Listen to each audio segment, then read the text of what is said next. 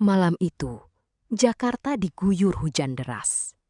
Dari balik dinding kaca tebal di lantai 50 gedung pencakar langit milik Daniswara Group, lampu-lampu kota tampak seperti permata yang berserakan di atas beludru hitam. Di dalam ruangan kantor yang sangat luas dan sunyi itu, hanya terdengar ketukan jemari di atas papan ketik komputer. Davina, seorang gadis berusia 23 tahun dengan kecantikan khas Priangan, masih setia di depan mejanya. Kulitnya kuning langsat bersih, dengan rambut hitam legam sebahunya yang dibiarkan terurai alami membingkai wajah ovalnya yang ayu. Matanya yang bulat dan teduh memancarkan kepolosan yang luar biasa. Seolah-olah dia adalah sosok yang terlalu rapuh untuk kerasnya kehidupan ibu kota. Semua orang di kantor ini mengenal Davina sebagai asisten pribadi yang paling tenang, paling penurut, dan yang terpenting, dia adalah gadis wicara netra atau bisu. Setidaknya, itulah yang dipercayai oleh semua orang, termasuk sang pemilik tahta tertinggi di gedung ini. Dor. Pintu kayu jati berukir mewah di ujung ruangan terbuka dengan kasar. Langkah kaki yang mantap dan berat terdengar mendekat. Davina tidak perlu mendongak untuk mengetahui siapa yang datang. Aroma parfum maskulin yang mahal bercampur aroma hujan segera memenuhi ruangan. Daniswara, sang CEO muda yang sangat berkuasa, melangkah masuk dengan rahang yang mengeras. Pria bertubuh tegap dengan kulit sawo matang khas pria Nusantara itu memiliki ketampanan yang mengintimidasi.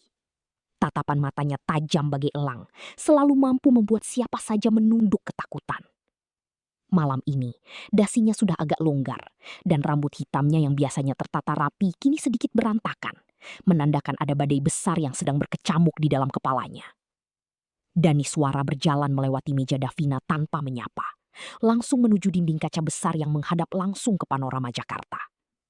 Dia mengabaikan kehadiran Davina, seolah gadis itu hanyalah salah satu perabot mati di ruangannya. Bagi Daniswara, Davina adalah mesin kerja yang sempurna karena tidak bisa mengeluh, tidak bisa bergosip, dan yang paling penting, tidak bisa membocorkan apapun.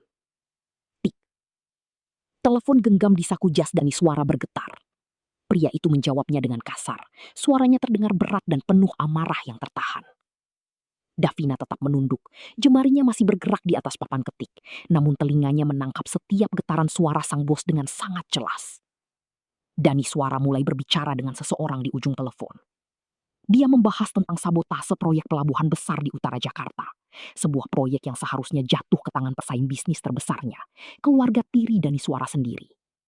Dari nada bicaranya, ini bukan sekadar persaingan bisnis biasa. Ini adalah rencana penghancuran reputasi.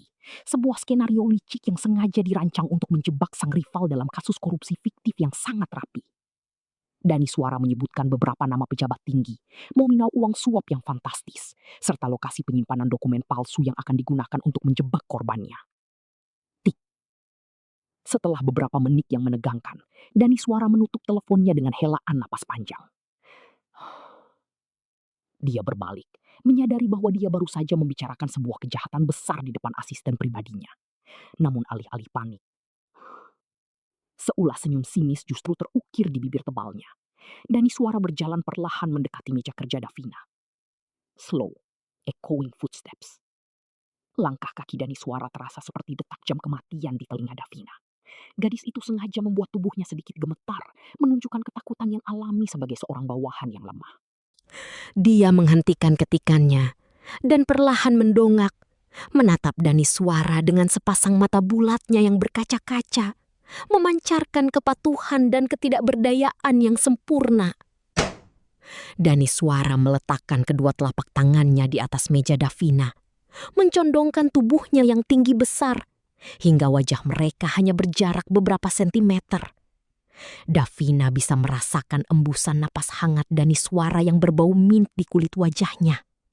Jantung Davina berdegup kencang, bukan hanya karena intimidasi fisik ini, tetapi karena dia tahu apa yang sedang dia lakukan di bawah meja. Dengan tangan kirinya yang tersembunyi di bawah laci meja, Davina menekan tombol rekam pada sebuah perekam suara digital berukuran mikro yang terhubung langsung ke penyimpanan awan pribadinya. Alat itu sangat sensitif, mampu menangkap bisikan paling lirih sekalipun. Daniswara menatap wajah Ayu Davina dengan saksama. Ada kilatan aneh di mata pria itu. Sebuah ketertarikan tersembunyi yang selalu dia sangkal. Bagi Daniswara, Davina adalah satu-satunya wanita di dunia ini yang tidak pernah menuntut apapun darinya. Satu-satunya tempat di mana dia merasa bisa menjadi dirinya sendiri, tanpa perlu memakai topeng kepura-puraan. Daniswara mengulurkan tangan kanannya. Dengan lembut namun tegas menyentuh dagu Davina, memaksa gadis itu untuk terus menatap matanya yang tajam.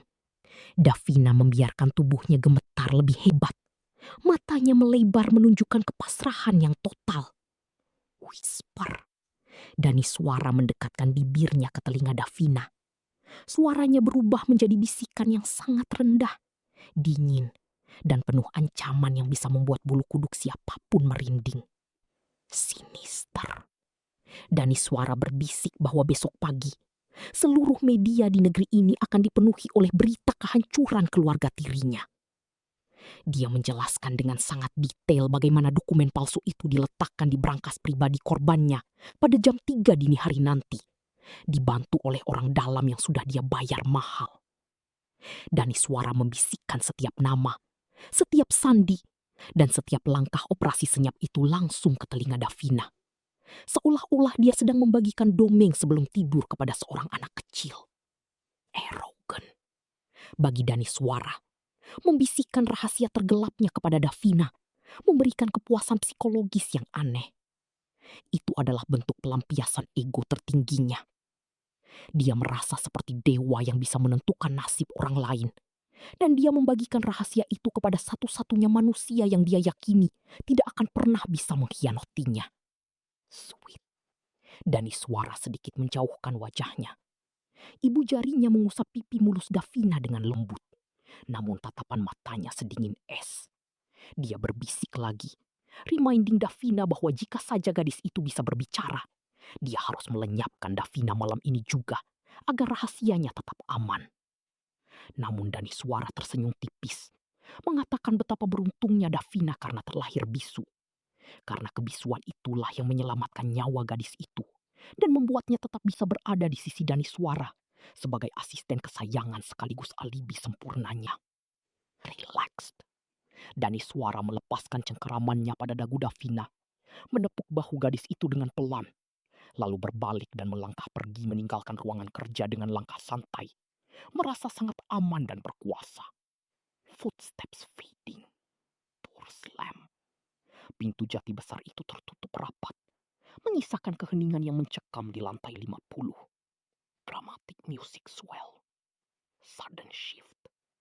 Begitu sosok Daniswara menghilang di balik pintu, kelemahan dan ketakutan di wajah Davina lenyap seketika. Gemetar di tubuhnya berhenti. Tatapan matanya yang tadinya bulat polos dan penuh kepasrahan, kini berubah menjadi sangat tajam, dingin, dan penuh dengan kecerdikan yang mematikan. Davina menarik tangannya di bawah meja, membawa perekam suara mikro itu ke atas permukaan meja. Dia menekan tombol berhenti merekam.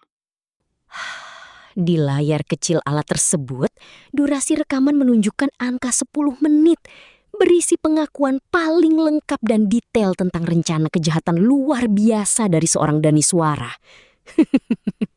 Davina menyandarkan tubuhnya ke kursi kerja, menatap pintu keluar dengan senyuman tipis yang sangat misterius. Dia kemudian meraih telepon genggam pribadinya yang lain, sebuah ponsel khusus yang tidak pernah diketahui oleh siapapun di kantor ini. Davina menempelkan ponsel itu ke telinganya setelah menekan sebuah nomor. Saat sambungan telepon terhubung, Davina menarik napas dalam-dalam. Dan ketika dia mulai bersuara, tidak ada tanda-tanda kebisuan sama sekali. Suara yang keluar dari bibir manisnya terdengar sangat merdu, tegas, jernih, dan penuh dengan nada kemenangan yang dingin. Davina berbicara kepada seseorang di seberang telepon, mengonfirmasi bahwa dia telah mendapatkan semua bukti yang mereka butuhkan. Dia mengatakan bahwa mangsa mereka baru saja menyerahkan lehernya sendiri ke dalam perangkap tanpa menaruh curiga sedikit pun. Davina tersenyum menatap rekaman suara di tangannya. bersiap untuk memulai babak baru dari permainan tahta dan balas dendam yang sesungguhnya. Sunyi adalah pelindung terbaik, sekaligus penjara paling kejam yang pernah diciptakan manusia. Bagi Davina, setiap detik yang dilewatkannya dalam keheningan adalah sebuah kepura-puraan yang mengiris kalbu. Di balik wajah ayunya yang khas perempuan Nusantara, dengan kulit sawo matang yang bersih dan sepasang mata bulat hitam legam yang selalu tampak redup, tersimpan badai yang siap meruntuhkan segalanya. Davina tidak bisu, lidahnya tidak cacat, dan pita suaranya tidak pernah rusak.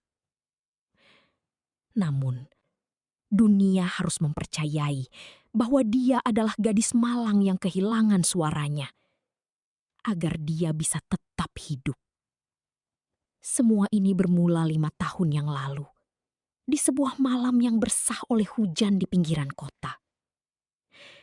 Davina masih mengingat dengan sangat jelas aroma tanah basah bercampur bensin yang menyengat, serta cahaya lampu mobil yang berputar-putar sebelum semuanya menjadi gelap. Kecelakaan tragis itu merenggut segalanya. Ayahnya yang seorang pegawai negeri biasa, ibunya yang lembut, dan adik laki-lakinya yang masih kecil, semua tewas ketika mobil keluarga mereka dihantam oleh sebuah kendaraan mewah dari arah berlawanan. Polisi menyebutnya kecelakaan murni akibat remblong di tengah cuaca buruk. Namun, Davina yang saat itu berhasil merangkak keluar dari puing-puing mobil dengan sisa kekuatannya, melihat sesuatu yang tidak pernah dicatat dalam laporan kepolisian. Sebelum kesadarannya hilang, dia melihat seorang pria jangkung dengan setelan jas mahal berdiri di bawah payung hitam, menatap dingin ke arah mobil keluarganya yang ringsek tanpa ada niat untuk menolong. Di jari manis pria itu melingkar sebuah cincin emas dengan ukiran kepala singa yang sangat khas. Pria itu adalah Daniswara. Sejak hari itu, Davina bersumpah untuk mencari keadilan dengan caranya sendiri. Dia tahu, melawan orang sekuat Daniswara dengan hukum biasa adalah hal yang sia-sia. Uang dan kekuasaan pria itu bisa membeli apa saja, termasuk kebenaran. Maka, Davina merancang alibi yang sempurna. Dia memalsukan trauma psikologisnya, berpura-pura kehilangan kemampuan bicaranya akibat syok berat pasca kecelakaan. Dia mengubah identitasnya, menghapus masa lalunya, dan merangkak dari bawah hingga akhirnya berhasil diterima bekerja sebagai asisten pribadi di kantor pusat Daniswara Group. Bagi Daniswara, Davina hanyalah sebuah pajangan yang berguna. Seorang asisten yang rajin, penurut, dan yang paling penting, tidak bisa bicara. Di mata pria berwajah tegas dengan rahang kokoh khas pria Asia Tenggara itu, Davina adalah berangkas terbaik untuk menyimpan semua rahasianya. Daniswara merasa sangat aman membisikkan rencana-rencana kotor, transaksi bawah meja, hingga instruksi sabotase bisnis di depan Davina. Dia berpikir, seorang gadis bisu tidak akan pernah bisa mengkhianatinya, karena dia tidak memiliki suara untuk berteriak kepada dunia. Namun, Daniswara tidak pernah tahu bahwa di dalam saku blazer batik yang selalu dikenakan Davina, sebuah alat perekam digital super kecil selalu aktif, menangkap setiap desah napas, setiap intonasi dingin, dan setiap detail konspirasi yang diucapkan oleh sang bos besar. Siang itu, ruang kerja Daniswara yang mewah di lantai paling atas gedung pencakar langit Jakarta tampak lengang. Aroma kopi hitam tanpa gula kesukaan Daniswara menguar di udara, berpadu dengan wangi parfum kayu cendana yang mahal. Daniswara berdiri membelakangi meja kerjanya, menatap pemandangan kota di balik dinding kaca yang besar. Langkah kakinya yang berat terdengar mendekat ke arah meja tempat Davina sedang merapikan beberapa dokumen penting. Daniswara menghentikan langkahnya tepat di samping Davina. Dia menatap asisten pribadinya itu dengan pandangan yang sulit diartikan. Ada keheningan yang cukup lama di antara mereka, hanya menyisakan suara pendingin ruangan yang berbisik halus.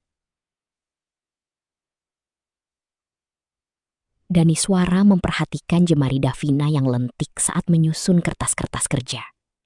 Ada keanggunan yang alami pada diri gadis itu. Sesuatu yang seringkali membuat pertahanan dingin Daniswara sedikit goyah tanpa dia sadari. Daniswara kemudian menghela napas panjang. Sebuah tanda bahwa dia sedang memikul beban pikiran yang sangat berat. Dia mendekatkan wajahnya ke arah Davina, berbisik dengan suara rendah yang serak namun terdengar sangat jelas di telinga gadis itu. Daniswara mengatakan bahwa terkadang dia merasa sangat lelah dengan semua sandiwara di dunia bisnis ini. Dia mengaku, hanya di dekat Davina dia bisa merasakan ketenangan yang nyata. Karena Davina tidak pernah menuntut apa-apa, tidak pernah memprotes, dan hanya mendengarkan dengan setia.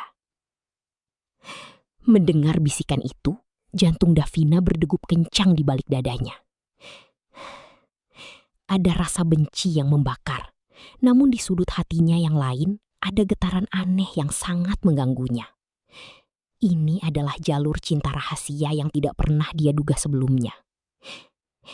Daniswara, pria kejam yang bertanggung jawab atas kehancuran keluarganya, perlahan-lahan mulai menunjukkan sisi rapuhnya hanya kepada dirinya. Pria itu tampaknya mulai menaruh rasa pada asisten bisunya, menganggap Davina sebagai satu-satunya tempat berlindung dari kepalsuan dunia luar. Namun, Davina segera menepis perasaan itu. Dia mengingatkan dirinya sendiri akan nisan-nisan dingin di pemakaman keluarganya. Dia tidak boleh lemah. Rasa iba atau ketertarikan apapun adalah racun yang bisa menggagalkan rencana balas dendamnya yang sudah disusun bertahun-tahun. Tiba-tiba, ponsel pribadi Daniswara di atas meja berdering. Daniswara menjauhkan tubuhnya dari Davina dan segera mengangkat telepon tersebut. Sikapnya langsung berubah menjadi dingin dan waspada. Dia berjalan ke sudut ruangan, namun suaranya masih bisa terdengar dengan jelas oleh Davina yang berpura-pura sibuk dengan komputernya. Dalam percakapan telepon itu, Daniswara berbicara dengan seseorang bernama Baskoro, orang kepercayaannya yang sering melakukan pekerjaan kotor di lapangan. Daniswara menginstruksikan Baskoro untuk segera membereskan sengketa lahan di daerah Jawa Barat. Dengan nada suara tanpa emosi, Daniswara mengatakan agar Baskoro menggunakan cara yang sama seperti yang mereka lakukan 5 tahun lalu pada keluarga yang membangkang di jalan raya itu. Buat seolah-olah itu adalah kecelakaan murni akibat kelalaian korban sendiri, tanpa meninggalkan jejak sedikit pun. Mendengar kalimat itu, seluruh tubuh Daniswara mendadak kaku. Darahnya seolah berhenti mengalir. Kalimat itu adalah pengakuan langsung yang selama ini dia cari. Daniswara baru saja mengakui bahwa kecelakaan yang menewaskan keluarganya 5 tahun lalu adalah sebuah kesengajaan. Sebuah pembunuhan berencana yang dikemas dengan sangat rapi. Air mata Davina hampir saja tumpah, namun dengan sekuat tenaga dia menahannya. Dia mengepalkan tangannya di bawah meja hingga kuku-kukunya memutih. Di dalam saku bajunya, alat perekam itu terus berputar, mengabadikan setiap kata dari pengakuan mengerikan tersebut. Setelah mengakhiri panggilan teleponnya, Daniswara berbalik dan kembali berjalan ke arah meja kerja. Dia tampak sedikit tegang, menyadari bahwa dia mungkin berbicara terlalu keras. Langkah kakinya yang mantap terdengar semakin mendekat ke arah Davina.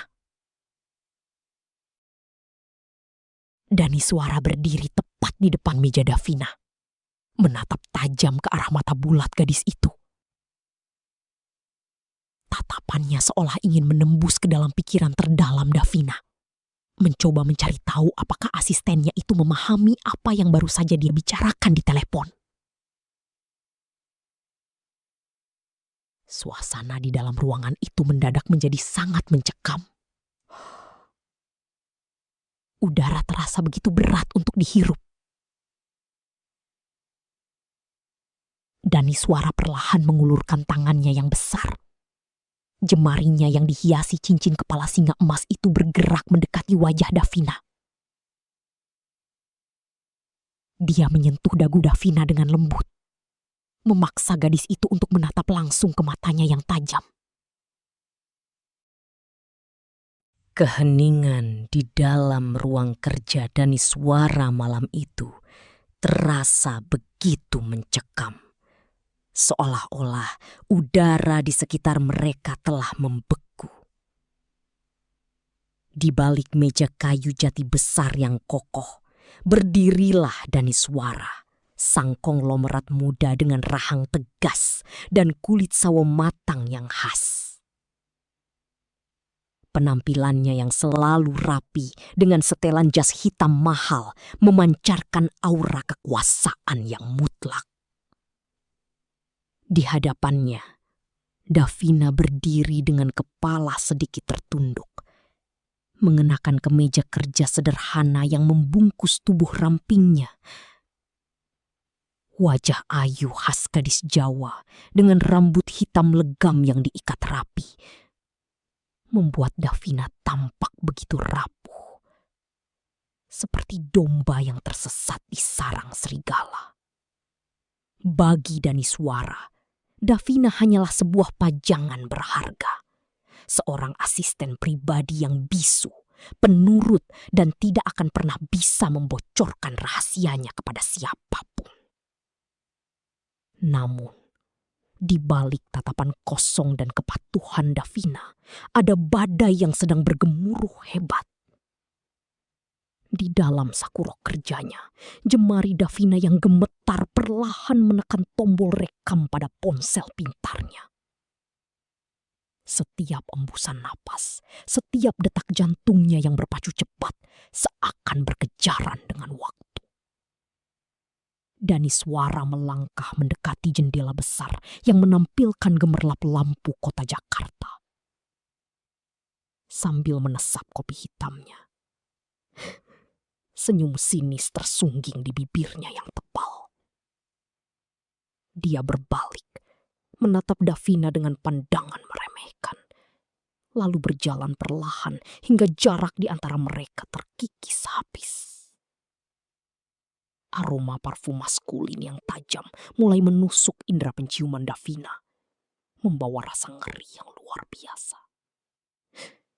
Daniswara mendekatkan wajahnya ke telinga Davina, membisikkan kata-kata yang seketika membuat darah Davina berdesir dingin. Dengan suara bariton yang rendah namun penuh dengan racun, Daniswara mulai membeberkan rencana kejamnya. Dia mengatakan bahwa dalam waktu kurang dari 24 jam, kehancuran total akan menimpa keluarga Aditya. Mendengar nama Aditya disebut, jantung Davina serasa berhenti berdetak. Aditya adalah tunangannya, seorang pemuda Melayu berwajah hangat dengan senyum manis yang selalu menenangkan jiwa Davina. Aditya adalah sosok yang selalu bekerja keras demi masa depan mereka. Pria yang tulus mencintai Davina apa adanya, bahkan ketika dunia mengira Davina adalah gadis bisu yang tidak memiliki masa depan. Daniswara berbisik dengan nada penuh kemenangan, menjelaskan secara detail bagaimana dia telah memanipulasi dokumen keuangan perusahaan keluarga Aditya. Dia telah menyuap beberapa orang dalam dan menanam bukti palsu yang akan membuat Aditya dituduh melakukan penggelapan dana sebesar puluhan miliaran rupiah. Daniswara ingin memastikan bahwa tidak hanya bisnis keluarga Aditya yang hancur hingga ke akar-akarnya, Tetapi Aditya sendiri akan mendekam di balik jeruji besi seumur hidupnya. Air mata Davina mulai menggenang di pelupuk matanya. Terasa begitu panas dan siap tumpah kapan saja. Namun dia tahu, dia tidak boleh menangis. Satu tetes air mata saja jatuh, maka Daniswara yang cerdik dan penuh curiga akan langsung menyadari bahwa ada sesuatu yang salah. Davina mengepalkan kedua tangannya di balik punggungnya, membiarkan kuku-kukunya menancap kuat ke telapak tangannya sendiri demi mengalihkan rasa sakit di dadanya. Dia harus tetap terlihat tenang, tetap menjadi Davina yang tidak berdaya dan tidak mengerti apa-apa. Daniswara tertawa kecil, suara tawa yang terdengar sangat iblis di telinga Davina. Dia mengusap lembut pipi Davina dengan jemarinya yang dingin. Sebuah sentuhan yang membuat Davina ingin berteriak histeris dan meludahinya. Daniswara berbisik lagi, mengatakan betapa sempurnanya alibi yang dia miliki. Tidak akan ada yang pernah mencurigainya, karena semua dokumen itu ditandatangani atas nama orang lain. Dan satu-satunya saksi di ruangan ini saat rencana ini dimatangkan adalah Davina, asisten setianya yang tidak akan pernah bisa berbicara kepada polisi atau siapapun. Di dalam saku roknya, ponsel Davina terus merekam setiap detail konspirasi busuk itu.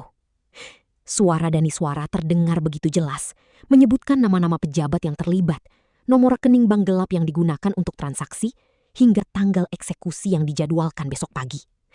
Ini adalah bukti emas, sebuah senjata pemusnah massal yang bisa menghancurkan kerajaan bisnis Daniswara seketika.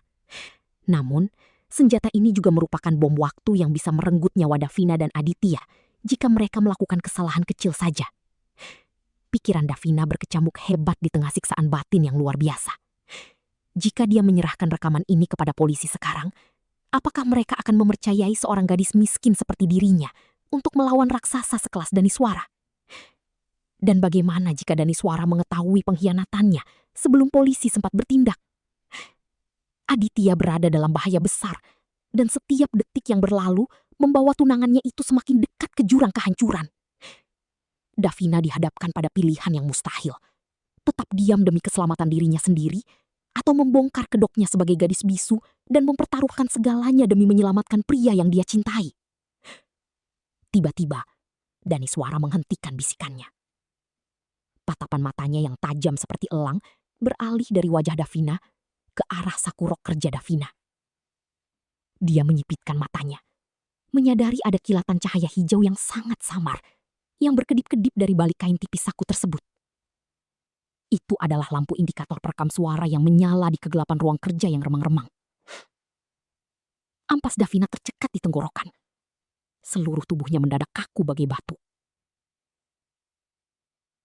Sudut bibir Daniswara perlahan turun, digantikan oleh ekspresi curiga yang amat dingin. Tangannya yang besar perlahan-lahan bergerak turun, menjangkau ke arah saku rok Davina. Sementara mata mereka saling beradu dalam ketegangan yang begitu pekat, hingga rasanya bisa meledak kapan saja. Yang menatapnya dengan senyum dingin yang mengerikan.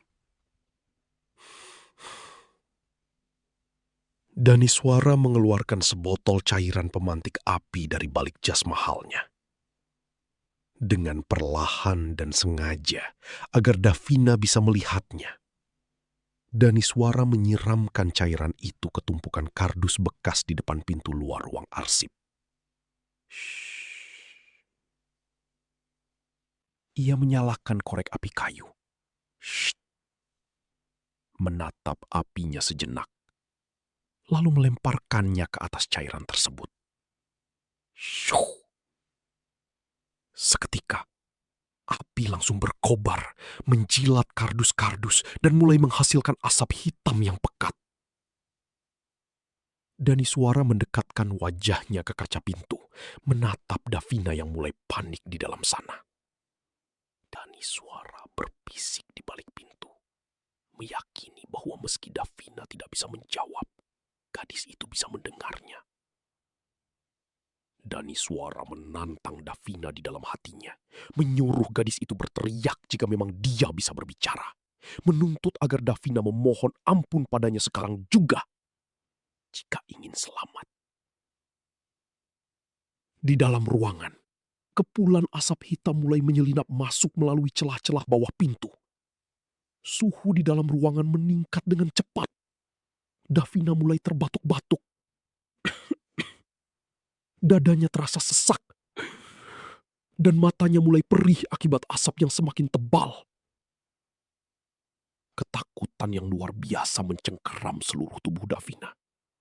Insting bertahannya menjerit, mendesaknya untuk membuka mulut dan berteriak sekeras mungkin, memanggil siapa saja untuk menyelamatkannya.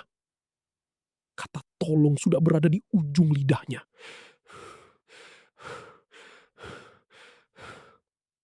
Tenggorokannya terasa sangat gatal, ingin melepaskan suara yang selama ini ia sembunyikan demi keselamatan dirinya dan keluarganya.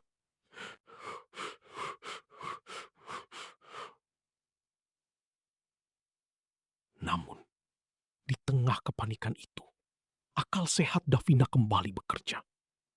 Ia melihat bayangan Daniswara di balik kaca, berdiri diam seperti patung, menanti dengan penuh antisipasi. Davina menyadari bahwa ini adalah jebakan. Jika ia berteriak sekarang, ia mungkin akan selamat dari api hari ini. Tetapi Daniswara akan langsung melenyapkannya dengan cara yang jauh lebih kejam begitu mengetahui kebohongannya. Rekaman rahasia tergelap Daniswara yang ada di ponselnya akan lenyap dan keadilan tidak akan pernah tegak. Davina menggigit bibirnya sendiri hingga berdarah untuk menahan dorongan berteriak. Ia menolak memberikan kepuasan itu kepada Daniswara. Dengan sisa-sisa tenaganya, Davina melepas kemeja luarnya, membasahinya dengan sisa air minum di botol kecil yang ia bawa, lalu menutup hidung dan mulutnya. Ia merangkak di lantai, menghindari asap tebal yang membumbung tinggi, mencari sudut ruangan yang paling aman sembari terus berteriak bertuk-batuk, tanpa mengeluarkan suara vokal sedikit pun. Ia hanya bisa mengeluarkan erangan tertahan yang sangat samar. Di luar pintu, Daniswara mulai merasa tidak sabar. Asap semakin dekat, dan ia hanya mendengar suara batuk yang teredam serta benturan fisik yang lemah dari dalam ruangan. Tidak ada teriakan histeris, tidak ada panggilan minta tolong yang jelas. Daniswara mulai ragu. Apakah dugaannya salah? Apakah Davina memang benar-benar bisu dan tidak berdaya? Sebelum Daniswara sempat mengambil keputusan untuk membuka pintu atau membiarkan Davina tewas,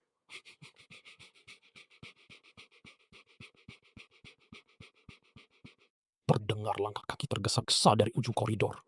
Daniswara terkejut dan segera menyembunyikan botol pemantik di balik tumpukan barang lain, lalu berpura-pura panik melihat api yang mulai membesar. Pria yang datang itu adalah Reza. Reza adalah asisten muda di divisi lain. Seorang pemuda berwajah ramah khas Nusantara dengan kulit coklat manis dan rambut ikal yang rapi. Sejak awal Davina bekerja, Reza adalah satu-satunya orang yang selalu memperlakukan Davina dengan tulus dan penuh perhatian. Diam-diam, Reza menyimpan perasaan kagum dan sayang yang mendalam pada keteguhan hati Davina. Reza yang sedang mengantarkan dokumen ke lantai bawah tanah mencium bau gosong yang sangat menyengat. Begitu melihat kepulan asap di ujung koridor, ia langsung berlari kencang. Langkahnya terhenti saat melihat Daniswara berdiri di depan pintu ruang arsip yang terbakar. Reza berteriak panik, menanyakan apa yang terjadi. Daniswara dengan aktingnya yang luar biasa berpura-pura panik, mengatakan bahwa terjadi korsleting listrik dan pintu ruang arsip mendadak terkunci otomatis dari luar saat Davina berada di dalam. Mendengar nama Davina disebut, jantung Reza serasa berhenti berdetak. Tanpa memikirkan keselamatannya sendiri, Reza menerobos asap tebal. Ia melihat ke dalam kaca pintu dan mendapati Davina sudah tergeletak lemas di lantai, hampir kehilangan kesadaran dengan sapu tangan basah yang terlepas dari genggamannya. Reza berteriak memanggil nama Davina dengan penuh kekhawatiran. "Davina! Davina!" Ia melihat kunci ganda yang terpasang di pintu besi tersebut. Dengan cepat, Reza mencari alat di sekitar koridor dan menemukan sebuah tabung pemadam api berukuran besar.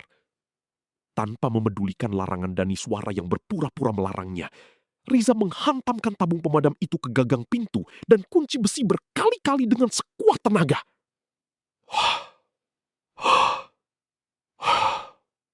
Otot-otot lengan Riza menegang. Keringat bercampur jelaga membasahi wajahnya. Setelah beberapa hantaman keras yang memekakkan telinga, kunci pintu akhirnya hancur dan terbuka. Riza langsung menyemprotkan cairan pemadam ke arah api yang menghalangi jalan masuk, lalu menerobos ke dalam ruangan yang dipenuhi asap tebal. Reza berlutut di samping tubuh Davina yang sudah sangat lemah. Ia mengangkat tubuh gadis itu ke dalam dekapannya. Davina membuka matanya yang sayu secara perlahan.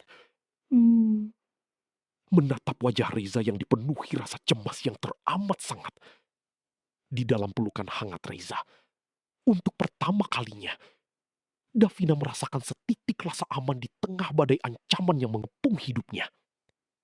Reza menggendong Davina keluar dari ruangan yang terbakar itu, melewati Daniswara yang berdiri terpaku dengan rahang yang mengeras. Rencana Daniswara untuk menguak rahasia Davina gagal total.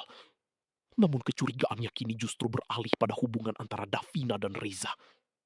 Daniswara menatap tajam kepergian mereka berdua, menyadari bahwa ia kini harus menghadapi dua orang yang berpotensi menghancurkan seluruh kekuasaannya. Saat Reza membawa Davina yang setengah sadar menuju tempat aman, Davina meraba kantong roknya. Ponsel yang berisi rekaman suara rahasia Daniswara masih ada di sana, aman bersamanya. Davina tahu, ujian api ini barulah permulaan dari perang dingin yang sesungguhnya.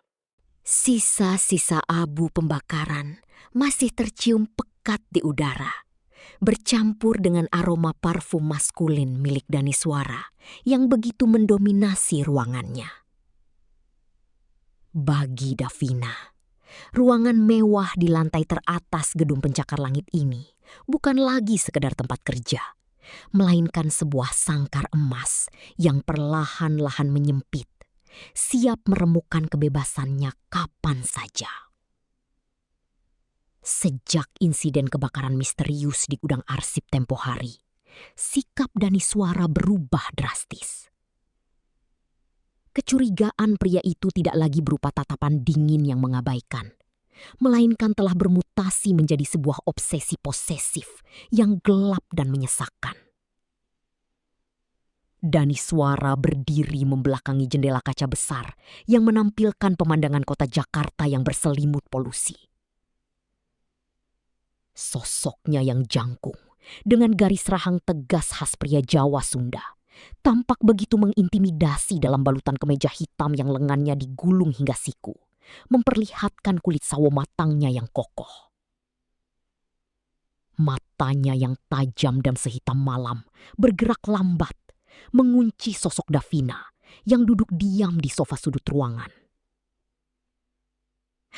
Davina dengan wajah ayu khas gadis lokal, rambut hitam panjang yang dikunci rapi, dan kulit kuning langsat yang tampak pucat, hanya bisa menundukkan kepala.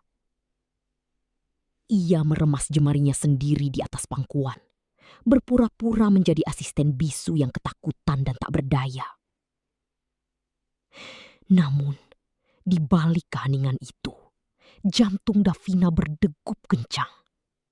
Di dalam saku blus sederhananya, sebuah perekam suara digital berukuran mikro terus bekerja, menangkap setiap helaan napas dan gesekan langkah kaki sang bos berkuasa. Daniswara melangkah mendekap. Setiap ketukan sepatunya di atas lantai marmer terdengar seperti lonceng kematian bagi Davina. Pria itu berhenti tepat di depan Davina, lalu perlahan berlutut di hadapannya. Jarak mereka begitu dekat hingga Davina bisa merasakan kehangatan napas Daniswara yang berbau mint.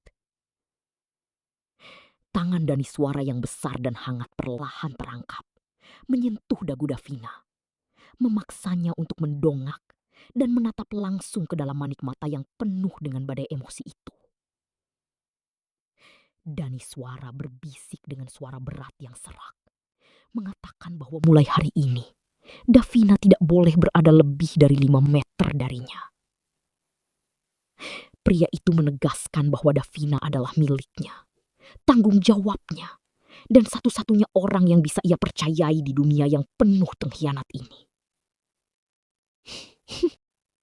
Daniswara tersenyum tipis, sebuah senyuman yang tidak sampai ke matanya. Ia berkata bahwa setelah kebakaran itu, ia menyadari betapa berharganya Davina. Keheningan Davina adalah kedamaian baginya. Dan ia tidak akan membiarkan siapapun atau apapun merenggut kedamaian itu darinya. Davina hanya bisa menangguh pelan, memperlihatkan binar mata yang tampak patuh dan penuh kepasrahan. Di dalam hatinya, Davina berkata, dan hadapannya ini adalah monster yang tega melenyapkan siapa saja yang menghalangi jalan. Dan kini monster itu sedang mengurungnya dalam alibi. Dengan selalu membawa Davina kemanapun dia pergi. Dan suara menciptakan tamu itu yang tak terkalahkan.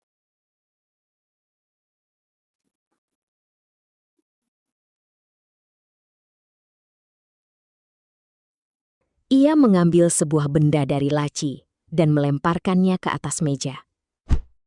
Sebuah gelang pelacak dengan teknologi GPS mutakhir.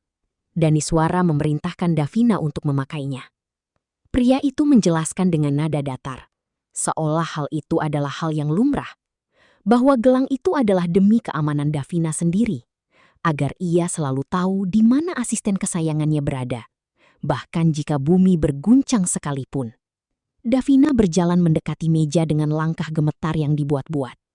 Ia meraih gelang hitam pekat itu, lalu memasangkannya di pergelangan tangan kirinya yang ramping.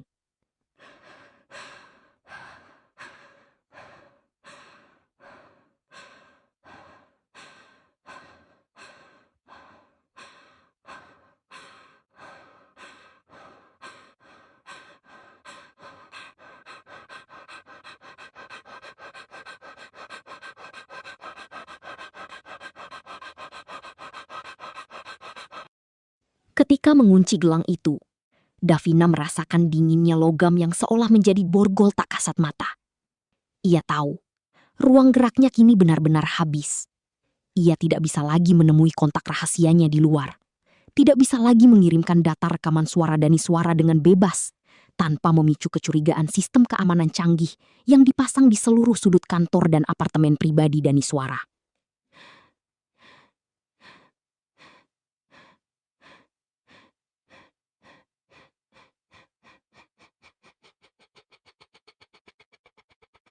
Daniswara mengernyitkan dahi, menatap layar ponselnya dengan saksama. Detak jantung Davina seolah berhenti seketika saat melihat ekspresi wajah Daniswara yang perlahan berubah menjadi sangat dingin dan tegang. Pria itu mendeteksi adanya transmisi data asing berkekuatan rendah yang memancar dari dalam ruangan kerjanya selama beberapa jam terakhir. Daniswara perlahan berdiri dari kursi kebesarannya. Sorot matanya yang semula hangat kini berubah menjadi sangat mengerikan, sedingin es di kutub utara. Ia melangkah perlahan mengitari meja kerjanya, mendekati Davina yang masih berdiri mematung. Daniswara mengunci pandangannya tepat pada mata Davina, membuat atmosfer di dalam ruangan itu terasa begitu mencekam, hingga oksigen seolah lenyap menguap. Dengan gerakan yang sangat lambat namun pasti, Daniswara merogoh saku jasnya, mengeluarkan sebuah alat pendeteksi sinyal frekuensi radio portabel. Alat itu mulai berbunyi dengan nada satis yang semakin cepat dan nyaring saat didekatkan ke arah tubuh Davina. Daniswara berhenti tepat di depan Davina, menatap wajah gadis itu dengan senyuman misterius yang sangat mengerikan. Lalu berbisik lirih, menanyakan rahasia apa yang sebenarnya sedang disembunyikan oleh asisten bisunya yang manis ini di balik pakaiannya. Hari yang dinanti-nanti akhirnya tiba. Di dalam ruang konferensi pers yang dipenuhi oleh puluhan wartawan dari berbagai media ibu kota, suasana terasa begitu begitu tegang. Kamera-kamera profesional dengan lensa panjang sudah terpasang rapi, siap membidik momen paling menggemparkan tahun ini. Di balik podium, berdiri Davina. Gadis berwajah ayu khas Indonesia dengan kulit sawo matang yang bersih dan rambut hitam legam yang dikuncir rapi ke belakang itu tampak sangat tenang. Meski di dalam dadanya, jantungnya berdegup begitu kencang, bagai dihantam godam. Selama bertahun-tahun, semua orang di kantor megah Daniswara Group mengenal Davina sebagai gadis yatim piatu yang malang. Seorang asisten pribadi yang bisu, penurut, dan tidak berdaya. Mereka mengira Davina adalah objek yang paling aman untuk menyimpan rahasia, karena ia tidak akan pernah bisa menceritakannya kepada siapapun. Namun, hari ini, semua topeng itu akan dikoyak habis. Davina menarik napas dalam-dalam. Matanya yang bulat kecoklatan menatap lurus ke arah lensa kamera yang menyala. Perlahan, ia mendekatkan wajahnya ke arah deretan mikrofon yang berjejer di depannya. Tangan kanannya yang sedikit gemetar mulai meraba tombol putar pada sebuah alat perekam suara kecil yang diletakkannya di atas podium. Dengan suara yang bergetar namun terdengar sangat jelas, tegas, dan merdu, Davina akhirnya membuka suara untuk pertama kalinya di hadapan publik. Ia berkata bahwa selama ini semua orang telah dibohongi. Ia tidak bisu.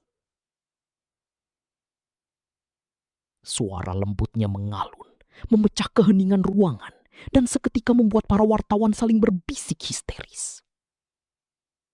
Davina menegaskan bahwa ia memiliki bukti kuat mengenai kejahatan luar biasa yang dilakukan oleh bos paling berkuasa di negeri ini, Daniswara. Davina menekan tombol putar pada alat perekam tersebut. Detik berikutnya, suara berat dan berwibawa milik Daniswara menggema di seluruh ruangan melalui pengeras suara. Dalam rekaman itu, Daniswara terdengar sangat jelas sedang membisikkan rencana jahat untuk menyabotase proyek jembatan nasional, memanipulasi saham, dan menyingkirkan para pesaing bisnisnya dengan cara yang sangat kotor. Rekaman itu begitu detail, menyebutkan nama-nama pejabat yang disuap dan nominal uang yang sangat fantastis. Para wartawan mulai ricuh. Kilapan lampu kilat kamera saling menyampar, menerangi wajah Davina yang kini dipenuhi air mata kepuasan. Ia merasa perjuangannya berpura-pura bisu selama ini akhirnya membuahkan hasil. Ia berhasil menjatuhkan monster yang telah menghancurkan hidup keluarganya. Namun, di tengah keriuhan yang semakin tidak terkendali itu, pintu ganda ruang konferensi pers tiba-tiba terbuka lebar. Suara gesekan pintu kayu jati yang berat itu seketika mengalihkan perhatian semua orang. Daniswara melangkah masuk. Pria berdarah campuran Nusantara yang gagah dengan rahang tegas, kulit kecoklatan yang matang, dan mata elang yang selalu memancarkan dominasi itu berjalan dengan sangat tenang. Tidak ada gurat kepanikan di wajahnya yang tampak. Ia mengenakan setelan jas hitam mahal yang sangat pas di tubuh tegamnya. Alih-alih marah atau mencoba melarikan diri, Daniswara justru berjalan santai dengan kedua tangan yang dimasukkan ke dalam saku celana. Senyum sinis, tipis, namun sangat mematikan mengembang di sudut bibir Daniswara. Ia berjalan melewati kerumunan wartawan yang langsung mengarahkan kamera dan pertanyaan bertubi-tubi kepadanya. Daniswara tidak memedulikan mereka. Tatapan matanya yang tajam mengunci sepenuhnya pada sosok Davina yang kini mulai merasa tidak nyaman di atas podium. Daniswara naik ke atas panggung, berdiri tepat di samping Davina. Aroma parfum maskulinnya yang khas langsung menusuk indera penciuman Davina. Membuat gadis itu mendadak merasa sesak Dani Suara meraih salah satu mikrofon dengan gerakan yang sangat tenang, lalu menatap seluruh wartawan di ruangan itu dengan penuh percaya diri. Dani Suara berkata kepada semua orang untuk tenang. Ia kemudian menoleh ke arah Davina, menatap gadis itu dengan tatapan yang sangat dalam. Tatapan yang sulit diartikan, antara kebencian, kepuasan, dan sesuatu yang menyerupai rasa cinta yang posesif. Salah 1,5 detik. Dani Suara kemudian berbisik, namun suaranya terdengar jelas oleh mikrofon yang aktif. Whispers. Ia mengatakan bahwa akting Davina selama ini sangat luar biasa. Ia memuji bagaimana Davina berpura-pura tidak bisa berbicara dengan sangat konsisten. Bahkan saat tangannya tidak sengaja tersiram air panas di kantor beberapa bulan lalu. 1 detik. Davina tertegun. Wajah ayunya seketika berubah pucat pasi. Langkah kakinya terasa lemas mendengarkan ucapan santai dari mulut pria di sampingnya itu. 1 detik.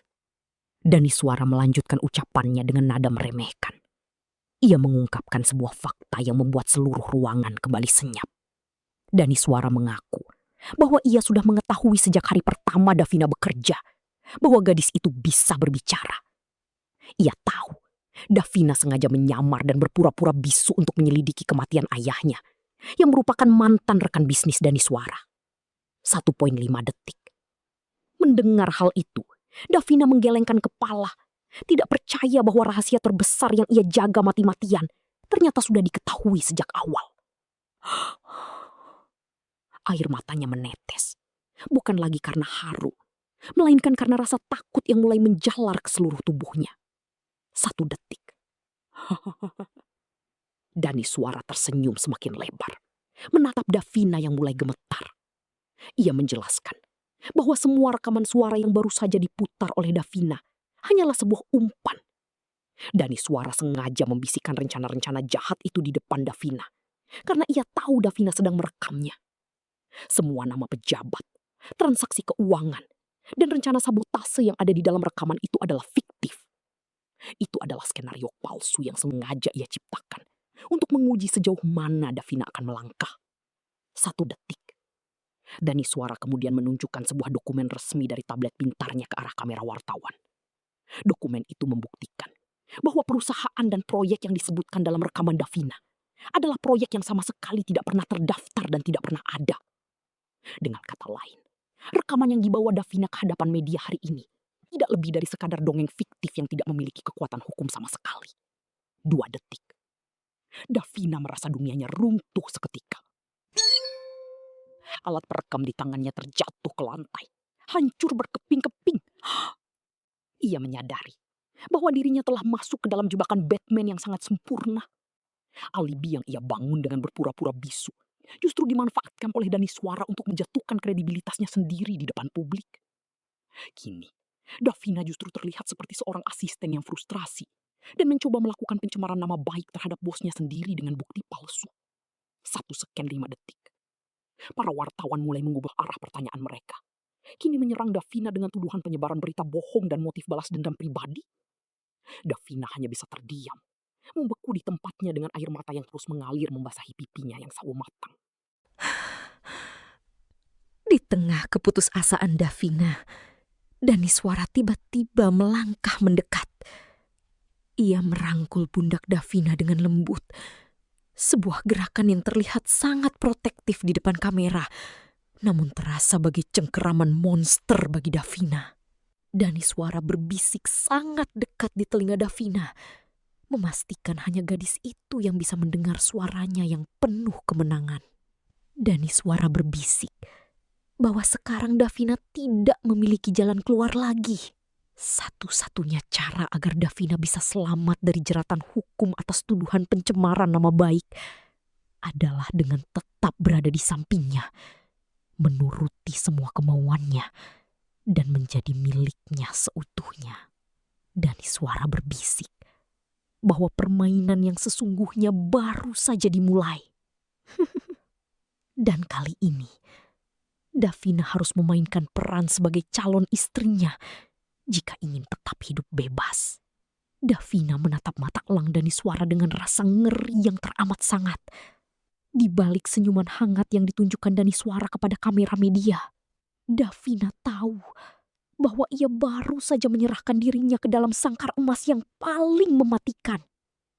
Malam itu, hujan deras mengguyur ibu kota, menyamarkan suara petir yang bersahut-sahutan di balik kaca jendela ruang kerja Daniswara yang megah. Di dalam ruangan bernuansa kayu jati hangat khas Nusantara itu, keheningan terasa begitu mencekam. Davina berdiri mematung di sudut ruangan. Tangannya yang dingin menggenggam erat sebuah perekam suara kecil di dalam saku gamis katun sederhananya.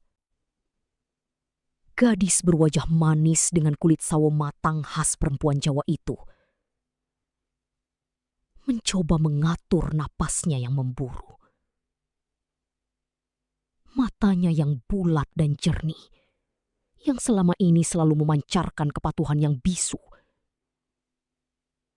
kini bergetar hebat. Di hadapannya berdiri Daniswara. Sosok pria berkuasa dengan rahang tegas. Garis wajah khas Asia Tenggara yang sangat berwibawa. Dan tatapan mata tajam yang selalu mampu mengintimidasi siapa saja. Daniswara melangkah mendekat.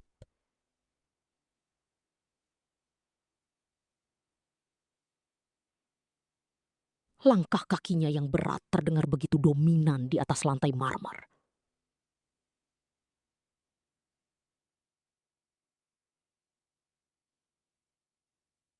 Davina mundur satu langkah. Namun punggungnya segera membentur lemari dokumen. Dia merasa terjebak.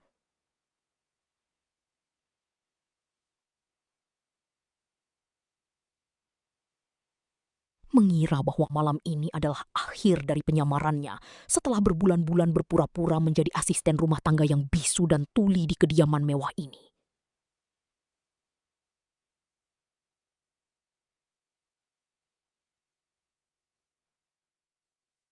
Daniswara berhenti tepat beberapa senti di depan Davina.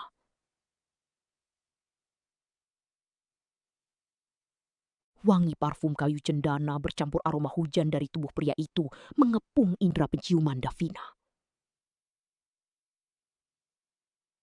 Perlahan, Daniswara mengulurkan tangannya yang kokoh. Davina memejamkan mata, bersiap menerima amarah atau bahkan kekerasan fisik dari pria yang selama ini ia yakini sebagai dalang di balik hancurnya keluarganya. Namun, dugaannya meleset jauh.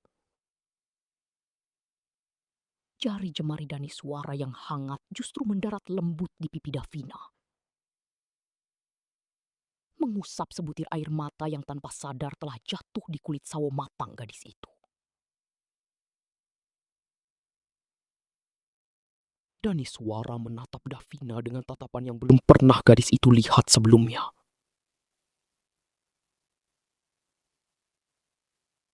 Bukan tatapan dingin seorang bos yang kejam, melainkan tatapan penuh luka, kerinduan, dan perlindungan yang teramat dalam. Daniswara berbisik dengan suara baritonnya yang bergetar rendah.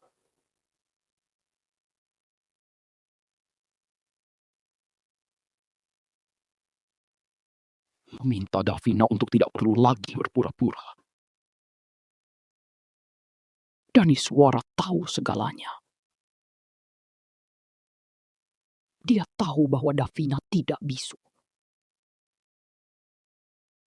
Dia tahu bahwa setiap malam Davina menyelinap ke ruang kerjanya untuk mencari bukti. Dan yang paling mengejutkan, Daniswara tahu tentang alat perekam yang saat ini sedang digenggam erat oleh jemari Davina yang gemetar.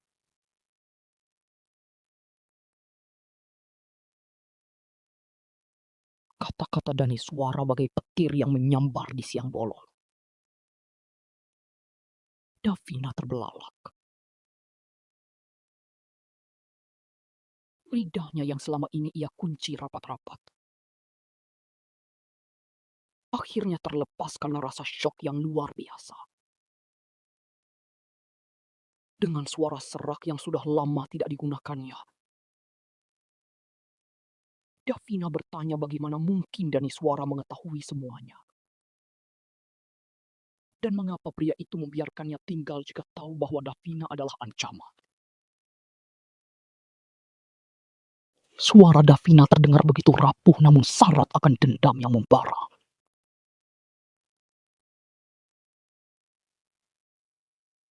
Daniswara tersenyum tipis. Sebuah senyuman getir yang menyiratkan kepedihan mendalam. Pria itu mundur selangkah, lalu berbalik membelakangi Davina, menatap keluar jendela yang buram oleh air hujan. Daniswara menjelaskan bahwa sandiwara sebagai asisten bisu Ani sengaja ia pelihara dan ia dukung sepenuhnya.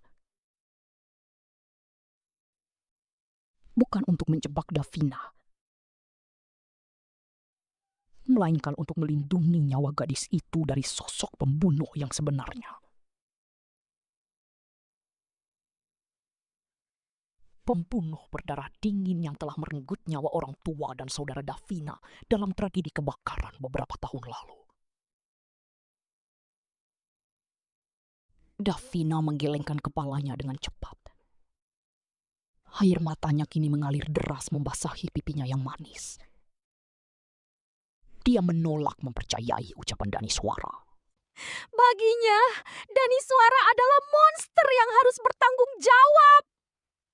Davina menuntut penjelasan, berteriak menanyakan siapa sosok yang dimaksud Daniswara jika bukan dirinya sendiri yang selama ini memegang kendali atas bisnis dan kekuasaan di kota ini.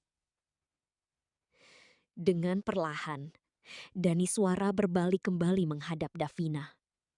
Wajahnya tampak begitu serius dan penuh penyesalan. Dia menyebut satu nama yang seketika membuat jantung Davina seolah berhenti berdetak.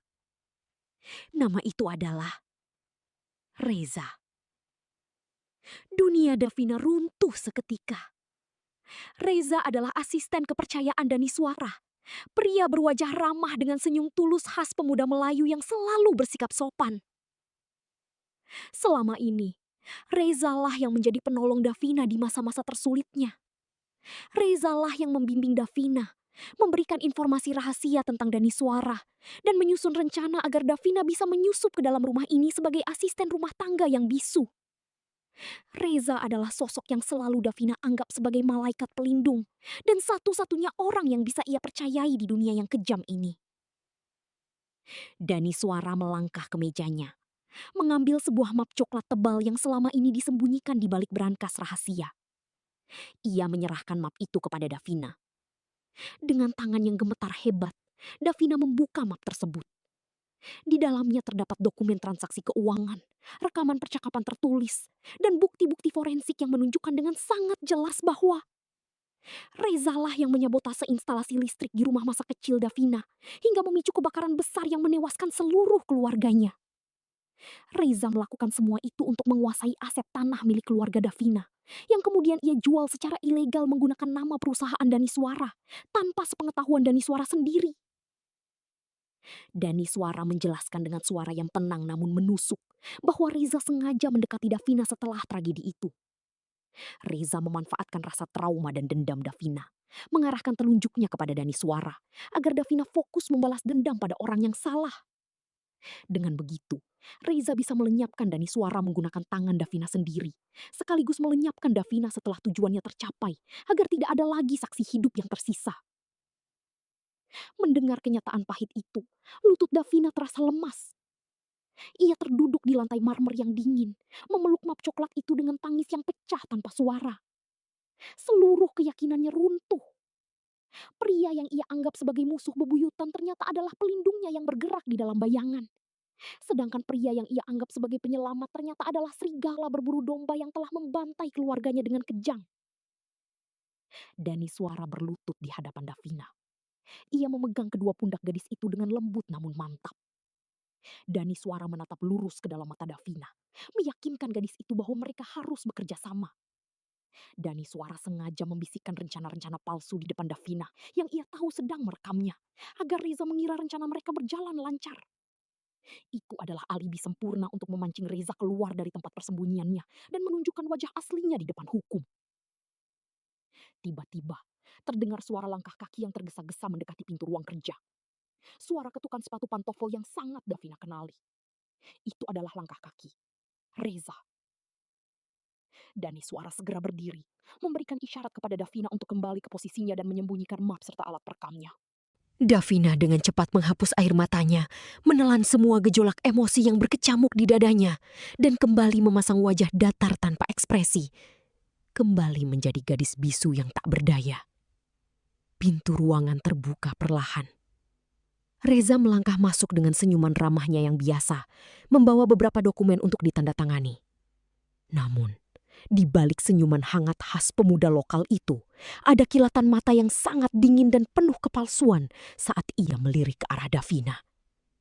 Pertarungan yang sesungguhnya baru saja dimulai, dan topeng sang pengkhianat kini berada di ujung tanduk, siap untuk dihancurkan berkeping-keping. Ruangan kantor yang megah itu mendadak terasa begitu sempit dan mencekam. Udara dingin dari pendingin ruangan seolah membeku, mengiringi derap langkah kaki beberapa petugas kepolisian yang masuk dengan tatapan tegas. Di sudut ruangan, Reza, pria berwajah tirus dengan mata licik khas pria kantoran yang haus kekuasaan, mencoba mempertahankan senyum congkak di wajahnya yang mulai pucat. Dia merasa berada di atas angin, yakin bahwa seluruh rencana busuknya untuk menjatuhkan perusahaan telah tertata rapi tanpa celah. Namun, dia tidak pernah menduga bahwa hari ini kesombongannya akan runtuh di tangan seorang gadis yang selama ini dia anggap tidak lebih dari pajangan bisu di sudut ruangan. Davina berdiri di sana. Gadis berparas ayu khas Melayu dengan rambut hitam legam yang dikuncir rapi, menatap Reza tanpa ada lagi ketakutan di matanya yang bulat dan jernih. Perlahan, Davina merogoh saku blus batiknya, mengeluarkan sebuah ponsel pintar yang layarnya menyala. Dan untuk pertama kalinya, sebuah suara keluar dari bibir manisnya. Suara yang begitu lembut namun bergetar penuh penekanan, memecah keheningan yang selama ini dia jaga demi keselamatan jiwanya. Permainan Anda sudah berakhir, Tuan Reza. Ucap Davina dengan nada yang begitu tenang namun mematikan. Suara itu membuat Reza terperanjat. Matanya membelalak lebar seolah melihat hantu. Dia tidak percaya bahwa asisten bisu yang selalu diabaikannya kini bisa berbicara dengan begitu lancar. Davina menekan tombol putar di ponselnya. Seketika, ruangan itu dipenuhi oleh rekaman suara yang sangat jelas. Itu adalah suara Reza sendiri, mendiktekan rencana sabotase keuangan dan skenario fitnah keji untuk menjebak Daniswara. Setiap kata, setiap detail konspirasi yang dia bisikan di depan Davina beberapa hari lalu, kini bergema sebagai bukti mutlak yang tidak bisa dibantah. Daniswara, sang bos berwajah tegas dengan kulit sawo matang yang menawan, berdiri di samping Davina dengan kedua tangan bersedekap di dada. Tatapan matanya yang tajam mengunci pergerakan Reza, seolah menegaskan bahwa pelarian pria itu telah menemui jalan buntu. Polisi segera melangkah maju, memborgol kedua tangan Reza yang kini gemetar hebat. Wajah Riza yang tadinya penuh kesombongan kini berubah menjadi keputusasaan yang mendalam saat ia digiring keluar. Meninggalkan keheningan yang kini terasa menenangkan di dalam ruangan kerja tersebut. Kini, hanya ada Daniswara dan Davina di ruangan yang sunyi itu. Daniswara melangkah mendekat, memandangi wajah gadis di hadapannya dengan tatapan yang sulit diartikan. Sebuah perpaduan antara rasa bersalah, kagum, dan kehangatan yang mendalam. Dia perlahan meraih jemari lentik Davina, menggenggamnya dengan erat seolah tidak ingin melepaskannya lagi. Daniswara berjanji dalam hati bahwa mulai detik ini tidak akan ada lagi rahasia. Tidak ada lagi sandiwara yang menyiksa di antara mereka. Dia berbisik lirih bahwa dia akan menjaga Davina dengan seluruh jiwa dan raganya, melindunginya dari setiap badai yang mungkin datang di masa depan. Namun, tepat saat kebahagiaan itu seolah sudah berada di pelupuk mata, sebuah getaran di saku jas Daniswara membuyarkan momen manis tersebut. Sebuah pesan singkat masuk dari nomor tidak dikenal. Daniswara membuka pesan itu, dan seketika wajahnya berubah pucat basi. Pesan itu berisi sebuah foto Davina dari sudut pandang tersembunyi, diambil tepat beberapa detik yang lalu dari arah jendela luar gedung. Disertai kalimat singkat yang mengerikan, yang menanyakan apakah Daniswara benar-benar berpikir semua ini sudah selesai. Karena permainan yang sesungguhnya baru saja dimulai. Daniswara menatap ke arah jendela besar di belakang mereka dengan jantung berdegup kencang. Menyadari bahwa bahaya yang jauh lebih besar dan misterius kini sedang mengintai nyawa gadis yang baru saja dia janjikan untuk dilindungi.